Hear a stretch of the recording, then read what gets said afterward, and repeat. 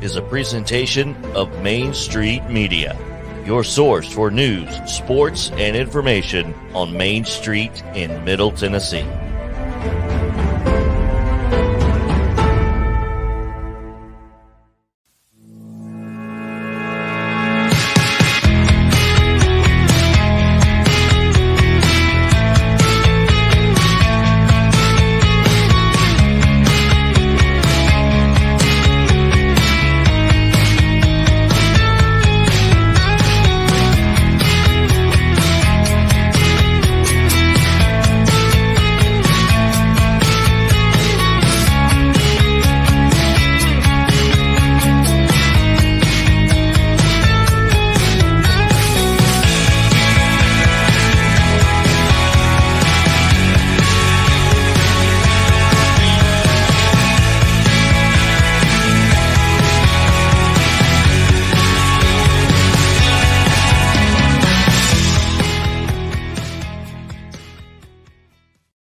Happy Monday to you. Hope you're doing well. I'm Devin O'Day, and I've got all sorts of stuff. We're going to have Menu Monday. We're going to talk about edamame. What the heck is it?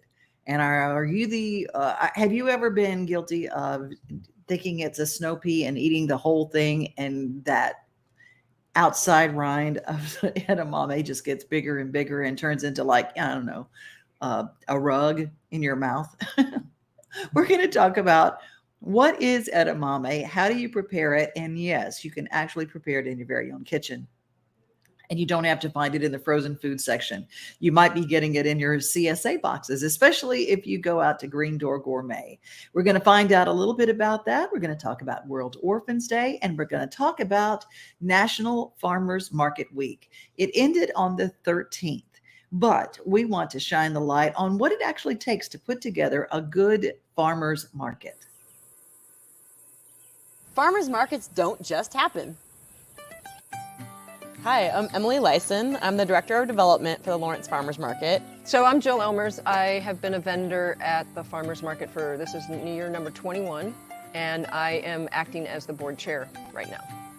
So we are the oldest farmers market in Kansas. We've been around since 1976. We work with different nonprofits and some for-profits that will come and have an informational booth, and you can go talk to them learn about their organization and what their mission is. There's musicians around the place, and yeah, you find out our different programs. So we have a kids scavenger hunt that runs every week.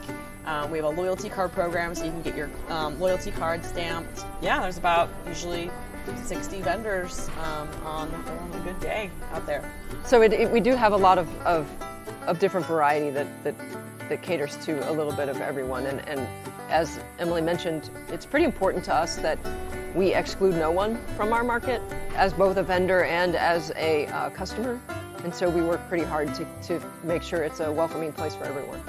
We're not working for profit. We have a very small budget that we use to pay our staff and to do marketing and to buy tents and things like that. It is our job to create a market that people want to come to. Sometimes it's a lot of work.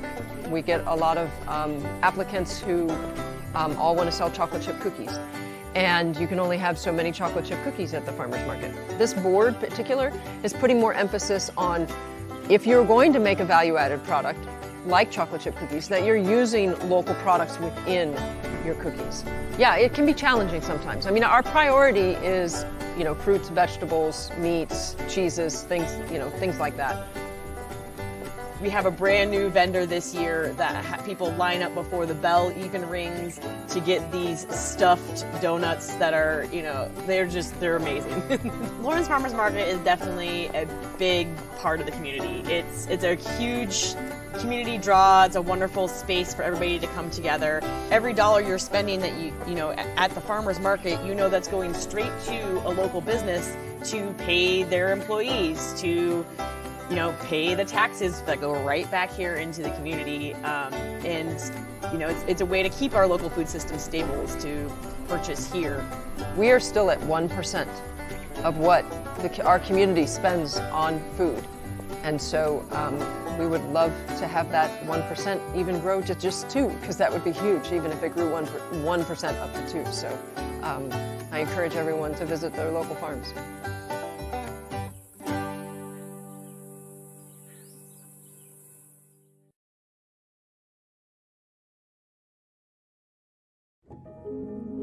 That's just a beautiful place to be. Yeah. Watch the sun come up every day and see all the cows and the new births and everything like that. That's what makes it special.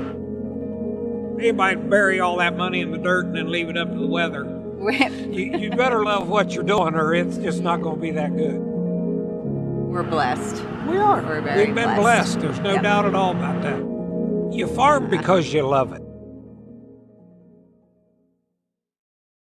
Our friends at Farm Credit Mid-America are helping people see and realize their homesteading dreams. People all across the country are wanting not to be vulnerable again. And they're realizing that planting and growing and getting things to come out of the dirt is it's not just something that about feeding people at their table and not just about being vulnerable. It's about your home, your whole mental health and how you feel about life. And that is very important. We've got a group of people here in Middle Tennessee that are really helping people when it comes to mental health. And there's a free grant that is taking place that allows people to get the services of volunteer behavioral health for free. We'll tell you about that right now. Hi, this is Melissa Hoisington, Regional Crisis Director from Volunteer Behavioral Health. Disasters can affect everything in your life, including your emotional health. Help is available during these uncertain times. The Tennessee Recovery Project is a free, supportive resource for adults and children who have experienced the effects of natural or human-caused disasters. Specialists are available for counseling by phone or in person. For free, confidential service, please call 833-954-2424. The hotline is open 7 days a week, 7 a.m. to 9 p.m. Move forward with the help from the Tennessee Recovery Project. A lot of people don't realize how important art is to your own well-being. And we call this Menu Monday, but we also call it Mental Health Monday. And I always try to include something that's going to help your mental uplift, because we've had some hard things happen in the last few years. The National Public Library has some wonderful things that they do to help people with their mental health. Creating something, creativity is always a way back from a dark place. It always helps. And there are little classes at the National Public Library, and especially this time we're going to go to our Hermitage branch. Whether you are at the Nashville branch, the Hermitage branch, the branch out west Nashville, it doesn't matter, because one library card covers everything and all the libraries share. And they have an incredible YouTube channel with all sorts of things for kids, all sorts of things for you to learn, and great programs, including a seed exchange that happens all year. It's like for gardeners, you can get seeds for free if you have a library card, and you can bring seeds back at the end of that season. Harvest your seeds, share your heirloom seeds. That's what they do, part of the seed exchange at the Nashville Public Library. But there's also some wonderful creative projects. Hi everyone, I'm Miss Emma from the Nashville Public Library, and welcome to Reuse It, where you find items around your home and reuse them. So for today, we're going to be making garden label makers with rocks. And of course you can use any other sort of thing if you want to, but we're choosing rocks today because, let's be honest, they're everywhere. And sometimes you have to find a way to repurpose a rock. So in order to make this happen, we need just a couple of things. It's really simple, really easy. You just need a rock, obviously, some paint, and of course a paintbrush and a Sharpie. That's it. That's all you need. So stick around and I'll be sure to show you here in a couple of minutes. To get started, we're simply going to start by doing just a couple of simple things. Reality, we're going to start with painting first. Now, of course, if you want to draw, if you have a stencil of what you want to draw first, you're more than welcome to. For example, you can take your Sharpie and just simply draw on top here, like where you exactly kind of want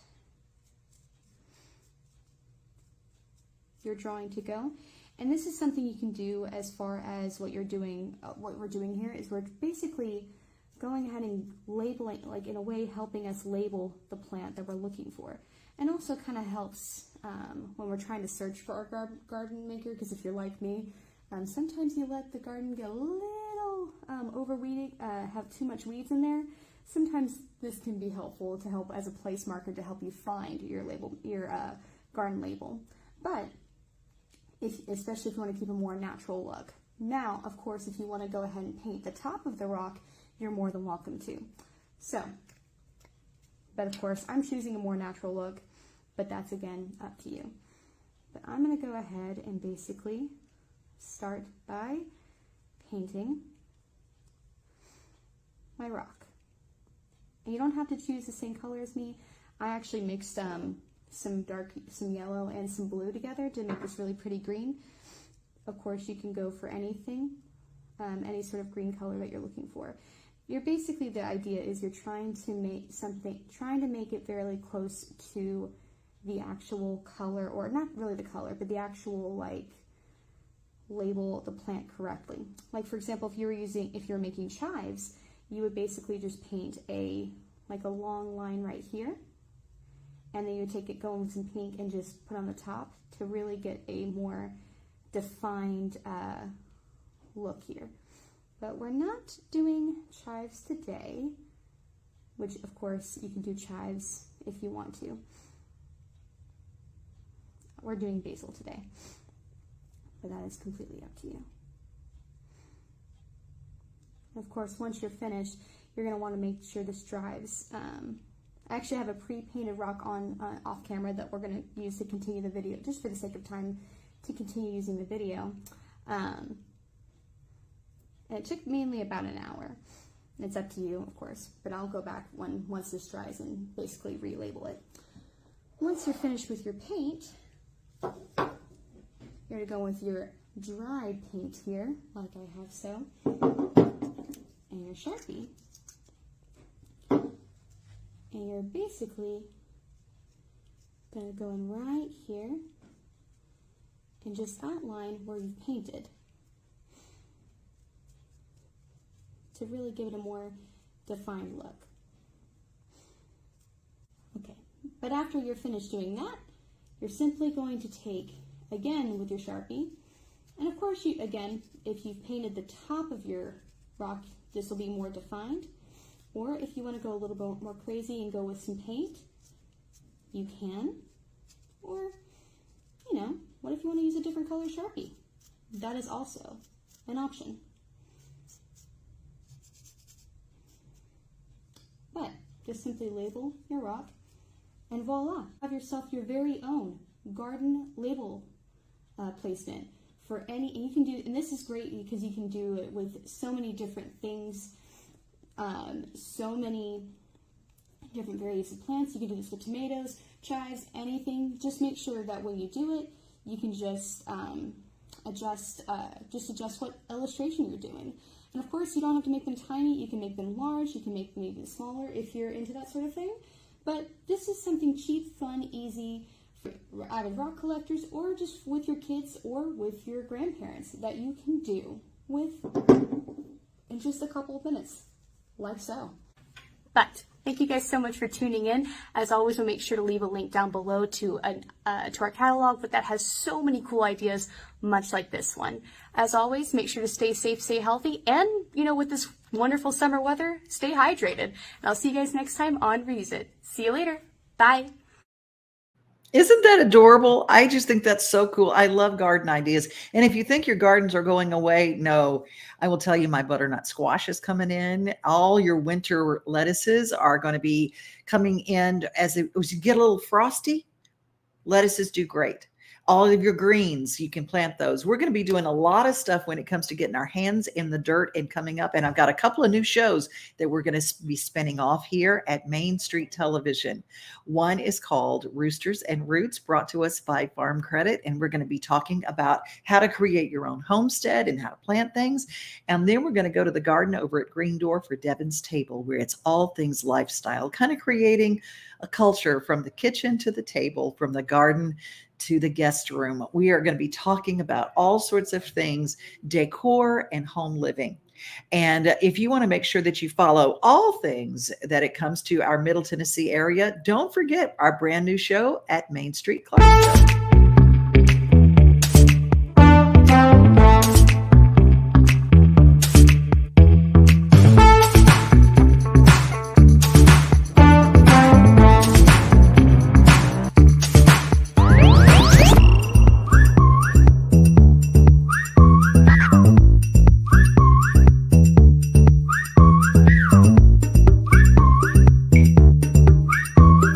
It's time for This Week in Clarksville.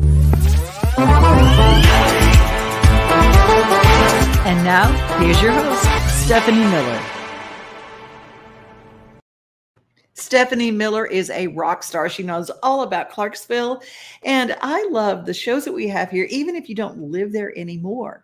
You can still go to Main Street Clarksville and keep up with the news and all the things going on in your hometown. We're going to be expanding Main Street Television to all the burgs where we already serve with newspapers. So if you've got a story or you've got something going on, just message me here, devinoday@gmail. Let's go to Murfreesboro now. The Bacon Fest is coming. Do you love bacon? I mean, do you really love bacon? Who doesn't, right?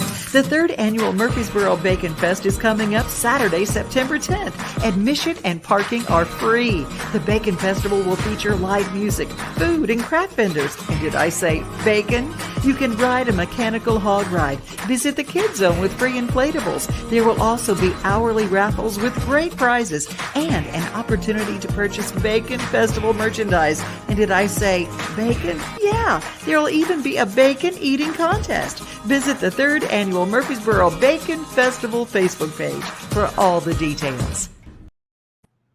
Well, you do follow their Facebook page. You get all the info. But let's talk about bacon and meats. And how does the farm to table work when it comes to meats? Well, you can go to all sorts of places.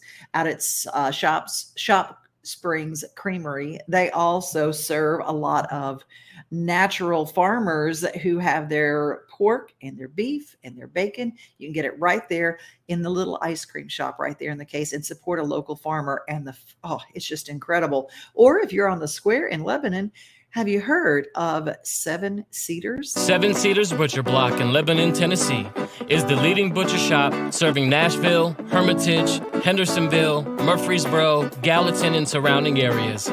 Founded by farmer and butcher Stephen George in Lebanon, Tennessee, he understands, start to finish, what it takes to deliver a cut above the competition. We offer a variety of items such as beef, pork, chicken, lamb, and so much more. After years of herd development and proper nutrition, he was able to establish a premium product that's growing demand in Middle Tennessee. No hormones or antibiotics, ever. All our beef is dry aged, 21 days minimum before hand cut by our team. Stop on in, 135 Public Square in Lebanon, Tennessee. Or give us a call, 615-547-4424. We are Seven Cedars Butcher Block. I love supporting our local farmers, and you can't get fresher than that. You just can't get fresher than that. And there are a lot of farmers who are taking the direct approach and a lot of consumers who are taking the direct approach as well.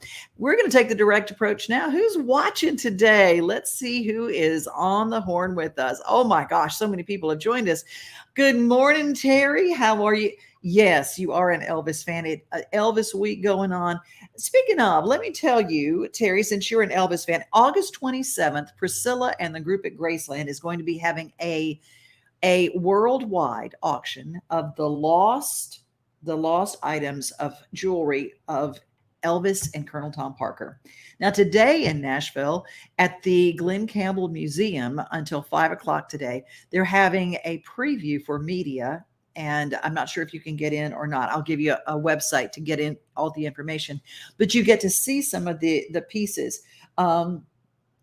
It's called The Lost Collection of Parker Jewelry, Colonel Tom Parker, a collection of Elvis Presley memorabilia, including personal jewelry, Elvis and Priscilla's wedding tray, a lot of Elvis's stage jewelry, the It's just a lot. And they're doing this just kind of on the heels of the movie Elvis that just came out.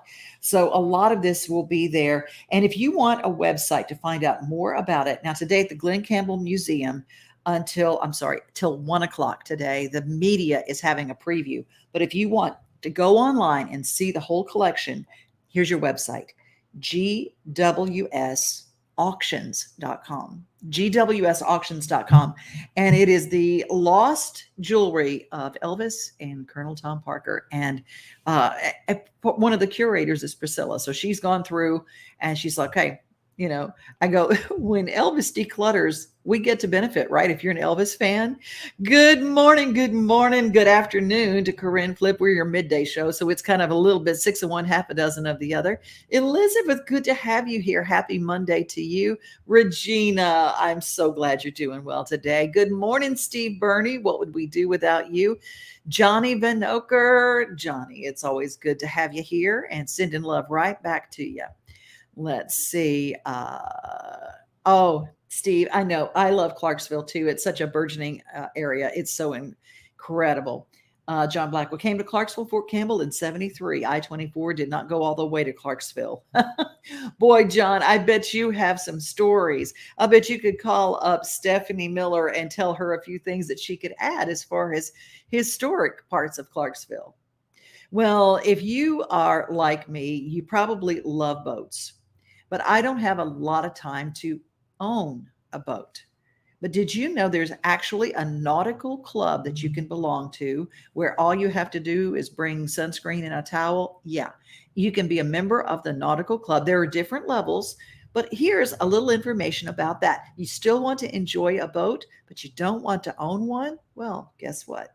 You can. Don't buy a boat. Join the Nautical Boat Club, formerly known as the Nashville Boat Club, now with online reservations. Located on 4 Middle Tennessee lakes, Percy Priest, Old Hickory, Center Hill, and Timms Ford. Members enjoy unlimited use of our wake surf, ski, tri-tune, and fishing boats. When you arrive at the dock, your boat is cleaned, fueled, and loaded with your favorite water toys, and it's all included in the monthly dues. Join the Nautical Boat Club today. Call 615-232-9100 or visit nauticalboatclub.com.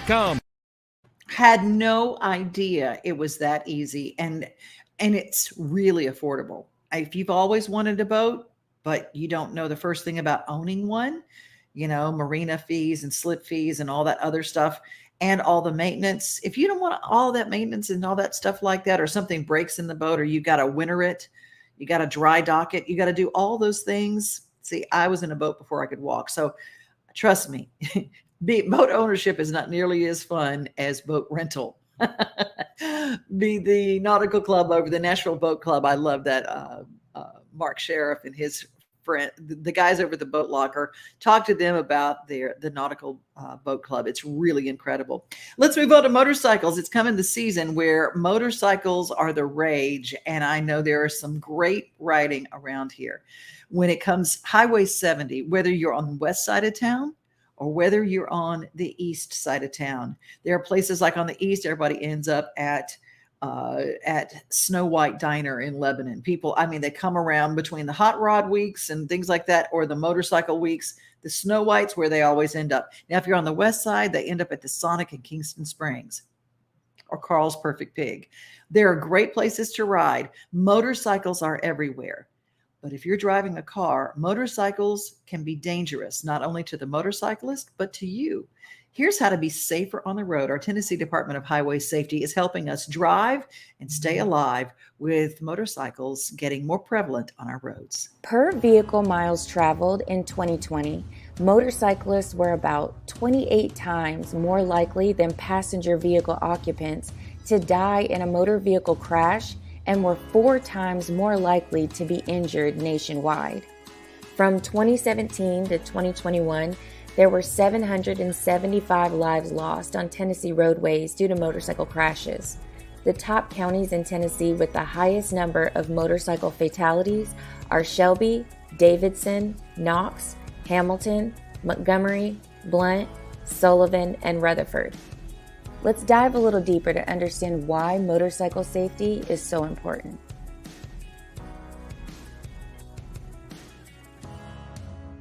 Hello, I'm Lieutenant Joe Agee with the Tennessee Highway Patrol Motorcycle Division. I've been riding motorcycles for over 20 years, and I've been a police motorcycle instructor for 16 plus years.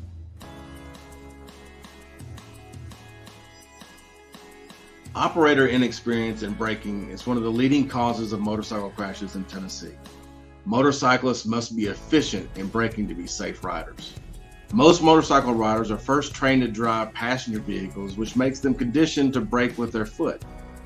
The major difference between using brakes in a car versus a motorcycle is that a motorcycle utilizes the front brake for 90% of the braking and the rear brake for 10% or less. Motorcycles stop faster than cars.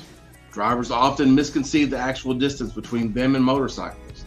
Therefore, it's vital for cars to allow ample time and space for braking. This means motorcycle riding requires experience. Riders need more seat time. Helmet use is vital when it comes to motorcycle safety. Tennessee is a helmet state, meaning all riders must wear a helmet while riding. If you're ever in a serious motorcycle crash, the best hope you have for protecting your brain is a motorcycle helmet. Always wear a helmet that meets DOT compliance standards.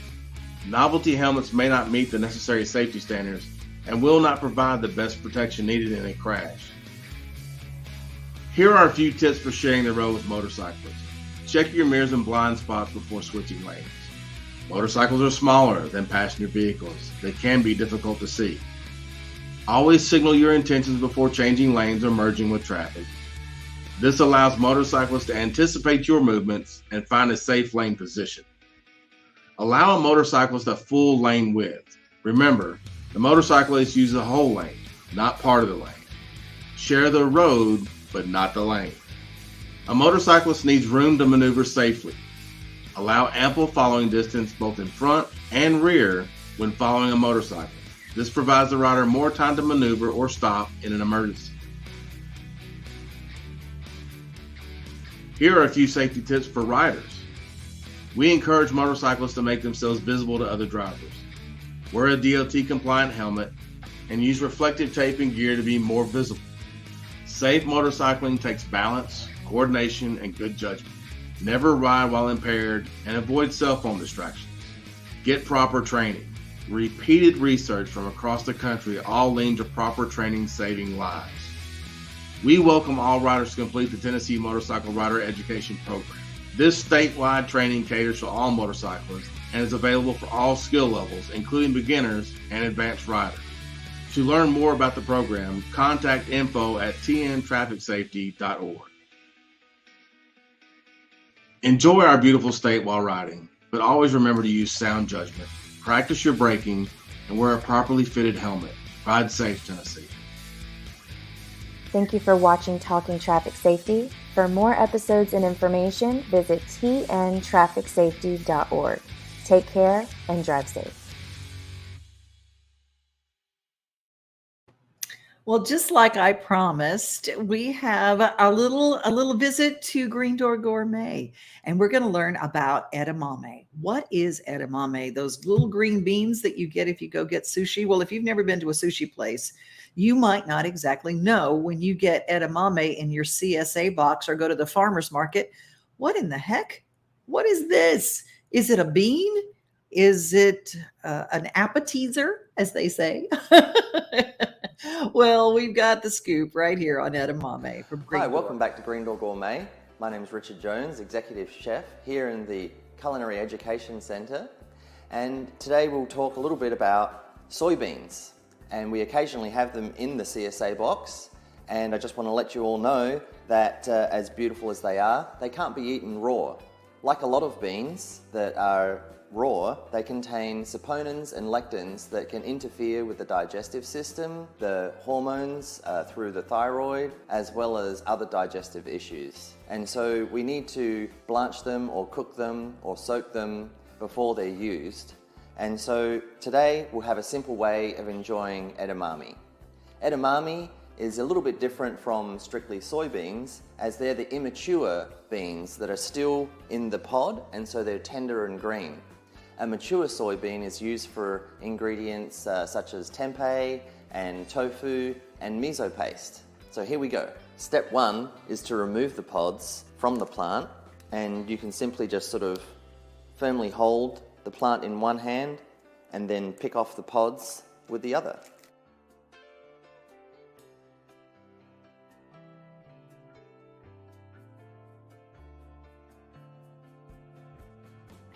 Add salt and bring water to a boil, and then we're going to let them simmer for between 3 to 5 minutes. So from here we'll simply strain them off and allow them to cool. And so you can serve them shortly after letting them cool for a little bit and serving them with something like a little oyster or soy sauce for dipping. And then you simply place them between your teeth and just bite down gently and remove the bean from the pod. You can see how it comes out. Or you can go one step further and collect the pods for a dish such as a stir fry. And so the next step would be to blanch them and then put them into ice water to stop that cooking. And so if you collect enough of the beans, you can freeze them for later at this point because they've been cooked and then chilled and packaged for the freezer. Or you can use them in a recipe such as the stir fry that I have in the description below. Enjoy!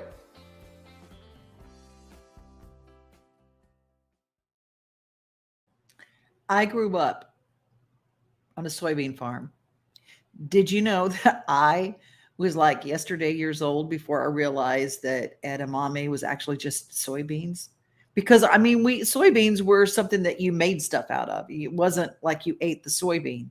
I grew up with those very pods, and not one time did we ever eat one.